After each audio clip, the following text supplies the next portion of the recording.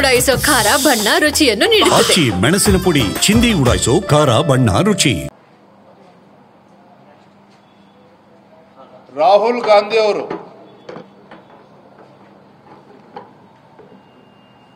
ಕೇಂದ್ರ ಸರ್ಕಾರ ಅಥವಾ ಭಾರತೀಯ ಜನತಾ ಪಾರ್ಟಿ ಕಳೆದ ಲೋಕಸಭಾ ಚುನಾವಣೆಯಲ್ಲಿ ಚುನಾವಣಾ ಆಯೋಗವನ್ನು ದುರ್ಬಳಕೆ ಮಾಡಿಕೊಂಡಿದೆ ಅಂತ ಹೇಳಿ ರಾಹುಲ್ ಗಾಂಧಿ ಅವರು ಆರೋಪವನ್ನು ಮಾಡಿದ್ದಾರೆ. ಚುನಾವಣಾ ಆಯೋಗದ ಮೇಲೆ ಆರೋಪವನ್ನು ಮಾಡಿದ್ದಾರೆ.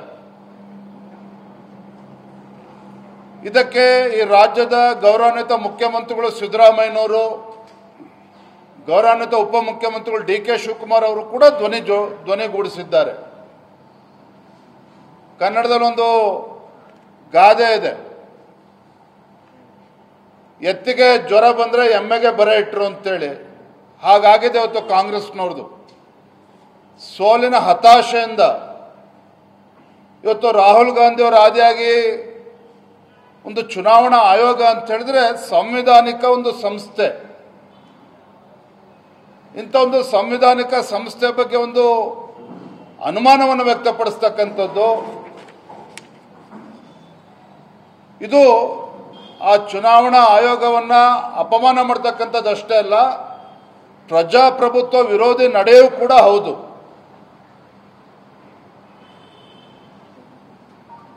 ನಾನಿವತ್ತು ರಾಜ್ಯದ ಮುಖ್ಯಮಂತ್ರಿಗಳು ಕೇಳೋದಕ್ಕೆ ಇಚ್ಛಪಡ್ತೇನೆ. ರಾಹುಲ್ ಗಾಂಧಿ ಅವರು ಹೇಳಿರ್ತಕ್ಕಂಥದ್ದು ಸರಿ ಇದೆ ಅಂತೇಳಿ ಸಿದ್ದರಾಮಯ್ಯನವರು ಹೇಳಿದ್ದಾರೆ. ರಾಹುಲ್ ಗಾಂಧಿ ಅವರು ಹೇಳಿರ್ತಕ್ಕಂಥದ್ದು ಸರಿ ಇದೆ, ಚುನಾವಣಾ ಆಯೋಗ ದುರ್ಬಳಕೆ ಆಗಿದೆ, ಅದಕ್ಕೆ ತನ್ನ ತಮ್ಮ ಡಿ.ಕೆ. ಸುರೇಶ್ ಅವರು ಕೂಡ ಲೋಕಸಭಾ ಚುನಾವಣೆ ಸೋತಿದ್ದಾರೆ ಅಂತೇಳಿ ಡಿ.ಕೆ. ಶಿವಕುಮಾರ್ ಅವರು ಕೂಡ ಹೇಳಿದ್ದಾರೆ. ನಾನು ರಾಜ್ಯದ ಮುಖ್ಯಮಂತ್ರಿಗಳಿಗೆ ಡಿ.ಕೆ. ಶಿವಕುಮಾರ್ ಅವರಿಗೆ ನಾನಿವತ್ತು ಆಗ್ರಹ ಮಾಡ್ತೇನೆ, ರಾಜ್ಯದ ಜನರ ಕ್ಷಮೆನ ಕೇಳಬೇಕು ನೀವು. ಯಾಕೆ ಚುನಾವಣಾ ಆಯೋಗದ ದುರ್ಬಳಕೆನ ಮಾಡಿಕೊಂಡಿದ್ದೇ ಆಗಿದ್ದಿದ್ರೆ ಕಾಂಗ್ರೆಸ್ ಪಕ್ಷ ಇವತ್ತು ರಾಜ್ಯದಲ್ಲಿ ಅಧಿಕಾರಕ್ಕೆ ಬರ್ತಾ ಇತ್ತು 136 ಶಾಸಕರೊಂದಿಗೆ. ಕೇಂದ್ರ ಸರ್ಕಾರ ನರೇಂದ್ರ ಮೋದಿಜಿ ಭಾರತೀಯ ಜನತಾ ಪಾರ್ಟಿ ಚುನಾವಣಾ ಆಯೋಗದ ದುರ್ಬಳಕೆ ಮಾಡ್ಕೊಂಡಿದ್ದಿದ್ರೆ ನೀವು ಮುಖ್ಯಮಂತ್ರಿ ಆಗ್ತಿದ್ರು ಸಿದ್ದರಾಮಯ್ಯ. ಇವತ್ತು ರಾಜ್ಯದಲ್ಲಿ ಡಿ.ಕೆ. ಶಿವಕುಮಾರ್ ಉಪಮುಖ್ಯಮಂತ್ರಿ ಆಗಿ ಇವತ್ತು ಅಲ್ದಾಡ್ತಾ ಇದ್ರು ಇವತ್ತು ಕರ್ನಾಟಕ ರಾಜ್ಯದಲ್ಲಿ.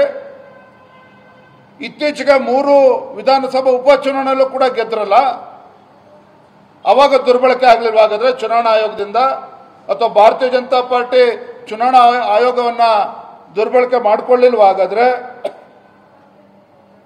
ಹಾಗಾಗಿ ರಾಹುಲ್ ಗಾಂಧಿ ಅವರ ಹೇಳಿಕೆ ಇರ್ಬೋದು, ಸಿದ್ದರಾಮಯ್ಯನವರ ಹೇಳಿಕೆ ಇರ್ಬೋದು, ಅಥವಾ ಡಿ.ಕೆ. ಶಿವಕುಮಾರ್ ಅವರ ಹೇಳಿಕೆ,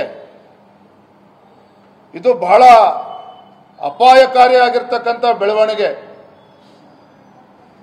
ಕಾಂಗ್ರೆಸ್ ನಾಯಕರ ತುರ್ತು ಪರಿಸ್ಥಿತಿಯ ಏನು ಮೈಂಡ್ಸೆಟ್ ಇತ್ತು, ಮನಸ್ಥಿತಿ, ಅದು ಇವತ್ತಿಗೂ ಕೂಡ ಬದಲಾವಣೆ ಆಗಿಲ್ಲ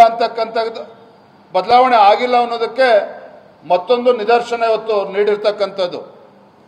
ಹಾಗಾಗಿ ಮಾನ್ಯ ಮುಖ್ಯಮಂತ್ರಿಗಳಿಗೆ ಡಿ.ಕೆ. ಶಿವಕುಮಾರ್ ಅವ್ರನ್ನ ಆಗ್ರಹ ಮಾಡ್ತೇನೆ, ಡಿ.ಕೆ. ಶಿವಕುಮಾರ್ ಅವರು ಕೂಡ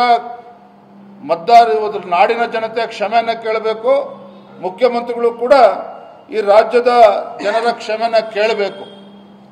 ಈಗಾಗಲೇ ಬಿಹಾರ್ ಮತದಾರರ ಪಟ್ಟಿಯ ಪರಿಷ್ಕರಣೆ ಬಗ್ಗೆ ಈಗಾಗಲೇ ಸುಪ್ರೀಂ ಕೋರ್ಟಲ್ಲಿ ಚರ್ಚೆ ನಡೀತಾ ಇದೆ. ಆಲ್ಟರ್ನೇಟಿವ್ಸ್ ಚರ್ಚೆ ನಡೀತಾ ಇದೆ ಸುಪ್ರೀಂ ಕೋರ್ಟ್ನಲ್ಲಿ. ಇಂಥ ಸಂದರ್ಭದಲ್ಲಿ ಏನಾರ ಹೇಳಿಕೆಗಳನ್ನು ಕೊಡೋದಿದ್ರೆ ಸುಪ್ರೀಂ ಕೋರ್ಟ್ನಲ್ಲಿ ಹೇಳಿಕೆ ಕೊಡಲಿ. ಅದನ್ನು ಬಿಟ್ಬಿಟ್ಟು ಚುನಾವಣಾ ಆಯೋಗವನ್ನು ಪ್ರಶ್ನೆ ಮಾಡ್ತಕ್ಕಂಥದ್ದು, ಅನುಮಾನಾಸ್ಪದವಾಗಿ ನೋಡ್ತಕ್ಕಂಥದ್ದು ಇವ್ರು ಯಾರಿಗೂ ಕೂಡ ಶೋಭೆ ತರುವಂಥದ್ದಲ್ಲ.